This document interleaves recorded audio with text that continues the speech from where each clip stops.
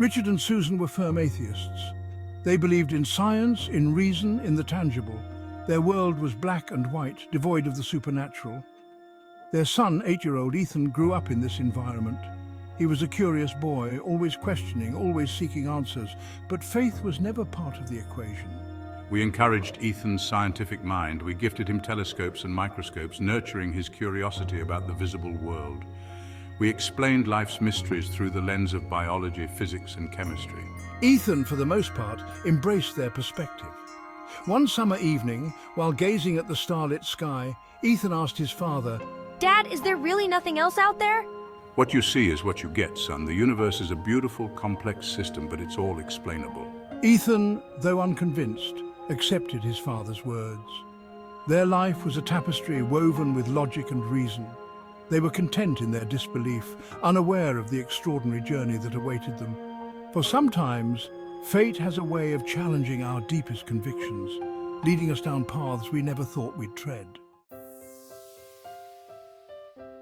Ethan's world shifted when he befriended David, a new student at his school.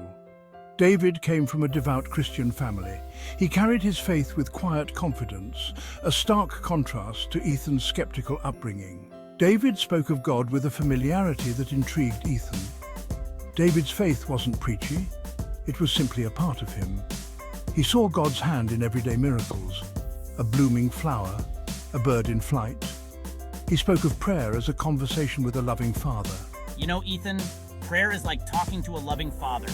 It's not about asking for things, it's about sharing your heart. Ethan, initially resistant, found himself drawn to David's unwavering belief. One afternoon, during their playtime, David shared a story from the Bible. It was the parable of the lost sheep, a story about God's unconditional love and relentless pursuit of his children. And so, the shepherd leaves the 99 sheep to find the one that is lost. That's how much God loves each of us. Ethan, used to stories of scientific discoveries, found himself captivated by this tale of divine compassion. The seeds of faith, unwittingly sown by a friend, began to take root in Ethan's young heart. He started asking questions about God, about prayer, about the Bible. His parents, taken aback by this sudden shift, dismissed it as a phase. It's just a phase, Richard. He'll come back to logic and reason eventually. They remained confident that logic and reason would eventually prevail. Life, as it often does, took an unexpected turn. Richard fell terribly ill. The doctors, after a battery of tests, diagnosed him with a rare, aggressive disease. The news hit the family like a tidal wave, shattering their world of certainty and control. "I'm sorry, but the prognosis is not good. We need to prepare for the worst." Richard, a man who prided himself on his rationality, found himself staring into the abyss of his own mortality. His once unwavering faith in science wavered as he confronted the fragility of life. Susan, her usual composure shattered, clung to hope, praying for a miracle even as she questioned the existence of one. Ethan, witnessing his father's deterioration, felt a surge of helplessness. He clung to David's words about a God who answered prayers, a God who healed the sick. He decided to take matters into his own hands. He snuck into his father's hospital room one evening, his small frame carrying the weight of a heavy heart. He pulled out a small, worn-out Bible, a gift from David, and began to read. The hospital room was filled with the hum of machines and the smell of antiseptic. Richard lay in bed, his body racked with pain, his spirit slowly ebbing away. He could hear Ethan's soft voice but couldn't quite make out the words. "The Lord is my shepherd, I shall not want. He makes me lie down in green pastures. He leads me beside still waters. He restores my soul." Ethan, his voice trembling slightly, read from the Psalms. He read about God's healing touch, his boundless love, his promise of peace.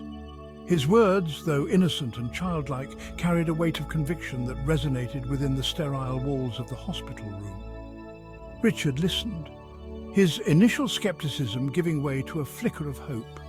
He had scoffed at faith all his life, but in this moment of vulnerability, Ethan's words offered a glimmer of solace.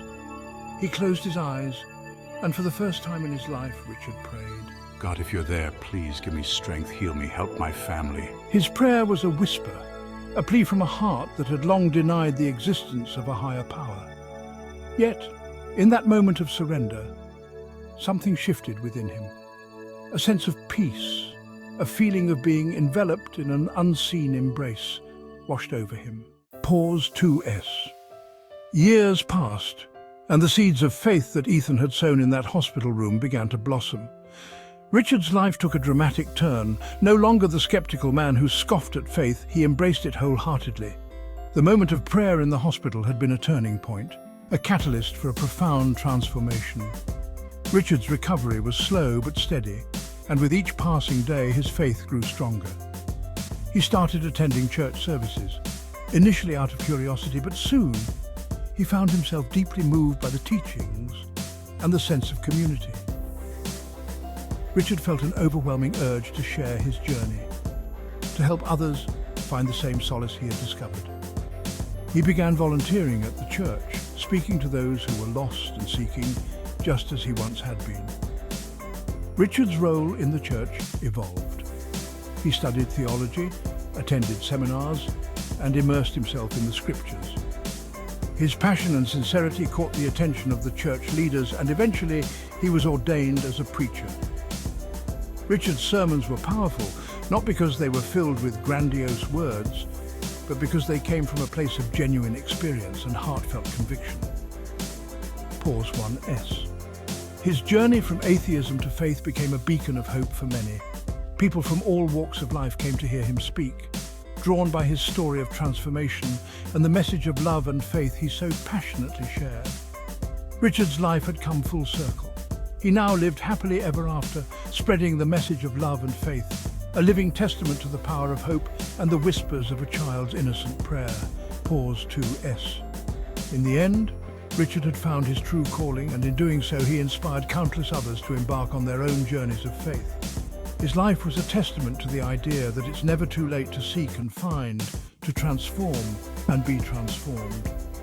Pause 2S. And so, Richard's story continues, a beacon of faith shining brightly for all to see.